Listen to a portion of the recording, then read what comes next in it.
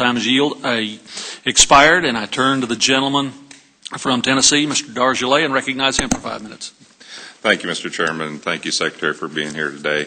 As you know, on the way in, I mentioned that I was going to talk to you about a subject that I think you're aware of regarding the black vulture problem that is plaguing the Southeast.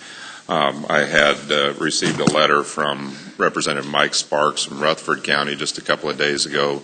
He was getting many calls from his constituents that the vultures were attacking livestock there. Have a letter from the Tennessee Cattlemen's Association, Charles Hord, who was addressing this issue, as well as many other constituents from around my district and around Tennessee that have had a problem with this. And I think, as you said, you're aware of it, but let me give you a few details and then maybe what I would like to ask of you in response. The black vultures continue to be an issue with the cattle and sheep producers in Tennessee, as well as many other states, and they actually will attack newborn animals by poking out their eyes and then consuming them. They also will attack the backside of cows, causing damage and sometimes death of these. In Tennessee last year, there was estimated about a $4 million loss, and other states such as Kentucky, Alabama, Georgia, Mississippi, Florida, Louisiana, South Carolina, North Carolina all had similar such problems. And right now, to combat this problem, they're required to go through the U.S. Department of Agriculture Wildlife Services Blaine Heil to get permits for this problem. The permits cost $100. They take about 2 to 4 weeks to get, and they expire on March 31st of the next year. So oftentimes the calving season is over before they're able to get a permit, which allows them to kill up to 10 to 15 of these birds who are protected under the Migratory Bird Act.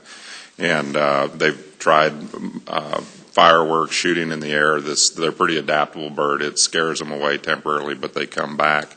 So what I guess we're asking would be your help in finding a better permitting process.